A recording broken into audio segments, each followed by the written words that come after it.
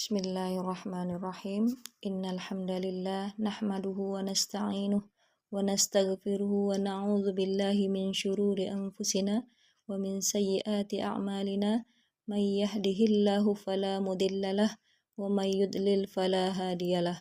Asyhadu an la ilaha illallah wahdahu la syarikalah wa asyhadu anna Muhammadan abduhu wa rasuluh. Allahumma shalli wa sallim wa barik ala Muhammad wa ala ali wa sahbihi wa ajma'in, amma ba'd. Alhamdulillah, kita lanjutkan tafsir ringkas Ibnu Katsir.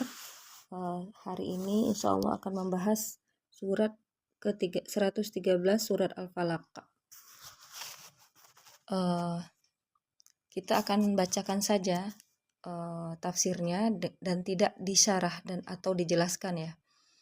Yang pertama disebutkan di sini bahwasanya Imam Ahmad meriwayatkan dengan sanadnya bahwa Zir bin Hubaish berkata, aku mengatakan kepada Ubay bin Ka'ab bahwa Ibnu Mas'ud tidak menulis Al-Mu'awazatain dalam mushafnya. Al-Mu'awazatain maksudnya adalah surat Al-Falaq dan surat An-Nas. Lalu dia mengatakan, aku bersaksi bahwa Rasulullah telah memberitahukan kepadaku bahwa Jibril telah mengatakan kepadanya, katakanlah, aku berlindung kepada Tuhan yang menguasai subuh. Ya, tadi maksudnya katakanlah kul a'udzu birabbil falaq. Aku pun mengatakannya. Lalu Jibril mengatakan, katakanlah kul a'udzu birabbin nas. Aku berlindung kepada Rabb manusia. Aku pun mengatakannya dan kami akan mengatakan sebagaimana yang telah dikatakan oleh Nabi. Hadis di Bukhari dan Muslim dan An-Nasa'i. Barangkali Ibnu Mas'ud tidak mendengarnya dari Nabi dan diriwayatnya tidak mutawatir. Diriwayatkan oleh Imam Muslim dalam sahihnya dari Uqbah bin Amir yang mengatakan bahwa Rasulullah Shallallahu Alaihi Wasallam bersabda, tidakkah engkau perhatikan ayat-ayat yang telah diturunkan di malam hari, di malam ini, yang tidak ada ayat serupa dengannya, yaitu Qul a'udzu birabbil falaq dan Qul a'udzu birabbin nas.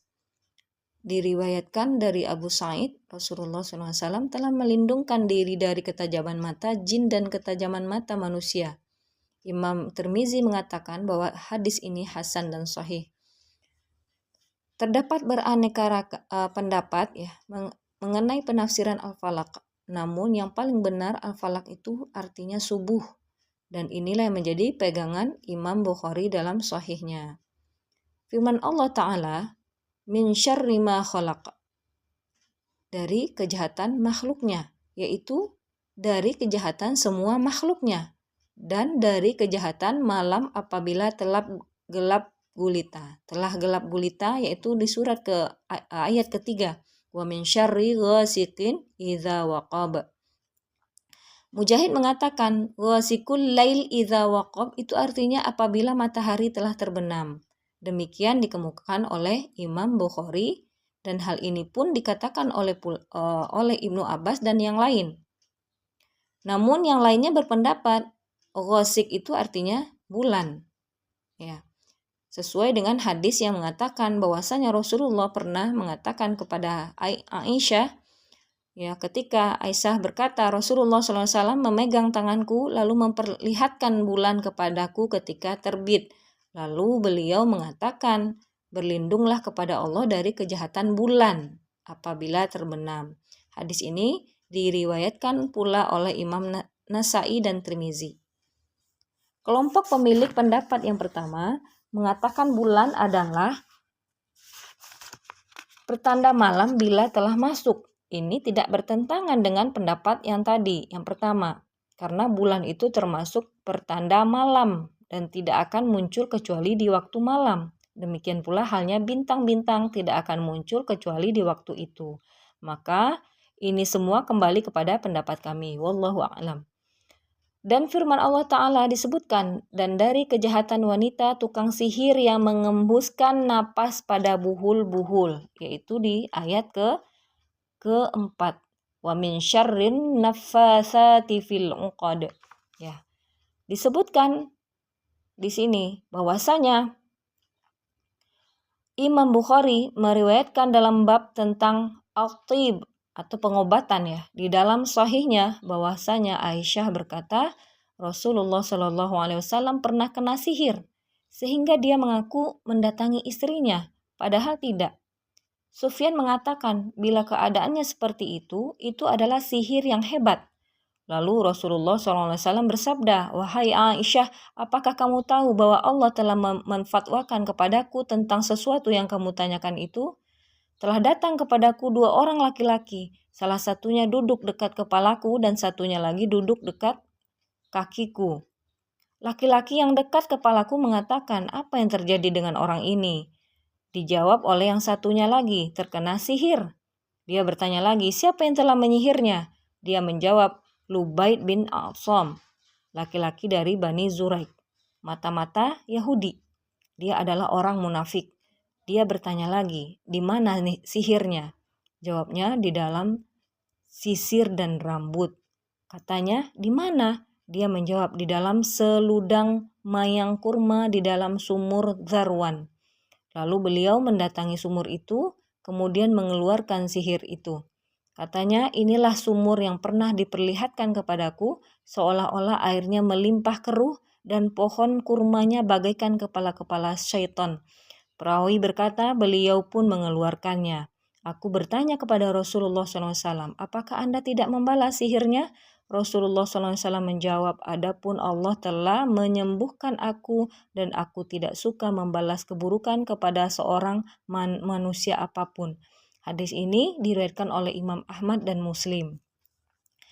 Dalam tafsirnya, Mufassir As-Sa'labi ya di pendapat yang lain ya mengatakan, Ibnu Abbas dan Aisyah mengatakan ada salah seorang anak Yahudi menjadi khodam Rasulullah. Ya, namun warga Yahudi mendesaknya supaya mengambil rambut Nabi Shallallahu Alaihi Wasallam yang berjatuhan dan beberapa gigi sisir beliau.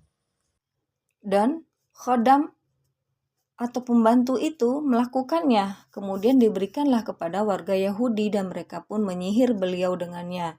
Imam Ahmad meriwayatkan dengan sanadnya bahwa Zaid bin Arqam berkata, Rasulullah SAW pernah disihir oleh seorang pemuda Yahudi. Ini dalam riwayat yang lain. Dan selama beberapa hari beliau mengadukan hal itu. Lalu beliau mengatakan, lalu datanglah Jibril dan mengatakan, salah seorang Yahudi telah menyihirmu dan telah membuatkan ikatan untukmu di sumur ini dan ini. Perintahkanlah kepada seseorang untuk pergi ke sana. Rasulullah pun mengurus seorang supaya pergi ke sana. Lalu dia pun mengeluarkannya. Kemudian dibawa kepada Nabi dan beliau pun melepaskan ikatannya. Kemudian Rasulullah berdiri seolah-olah beliau telah bebas dan dari belenggu. Namun hal itu tidak diberitahukan kepada orang Yahudi dan beliau tidak pernah melihat wajahnya lagi hingga dia mati. Maksudnya orang Yahudi tersebut mati ya. Kemudian Ibnu Jarir meriwayatkan, Jibril datang menemui Nabi Shallallahu Alaihi Wasallam kemudian berkata, engkau mengeluh wahai Muhammad. Dia menjawab, iya. Jibril berkata, dengan nama Allah aku berdiri, aku sendiri yang akan memberikan mantra kepadamu dari setiap penyakit yang akan mengganggu kamu, dari setiap kejahatan orang-orang hasud dan penyihir dan ketajaman mata. Semoga Allah menyembuhkanmu. Barangkali ini akibat keluhan beliau ketika beliau disihir, kemudian Allah Ta'ala menyembuhkan beliau kembali dan mengembalikan makar para ahli sihir kaum Yahudi, penghasut itu kepada diri mereka sendiri. Dan Allah menghancurkan rencana buruk mereka serta mempermalukan mereka. Walaupun demikian Nabi tidak pernah menuntut orang yang telah menyihir dirinya itu, bahkan cukuplah Allah yang telah menyembuhkannya dan memulihkan kesehatannya. Dalam artian di sini ada beberapa pendapat. Yang pertama Imam Bukhari dalam hadis beliau di bab at-thaib atau pengobatan, kemudian dalam tafsir As-Sa'labi, dan tadi juga dalam hadis Imam Ahmad, kemudian tadi dari Ibnu Jarir. Dan semua pendapat tersebut tidak ada yang saling bertentangan dalam artian Rasulullah terkena sihir, kemudian Allah memberikan mantra atau obat ya dari sihir tersebut dengan 2 surat tersebut, yaitu surat An-Nas dan surat Al-Falaq. Al-Falaq dan An-Nas disebut dengan surat Al-Mu'awazatain. Demikian ringkasan tafsir surat Al-Falaq. Alhamdulillah, wassalamualaikum warahmatullahi wabarakatuh.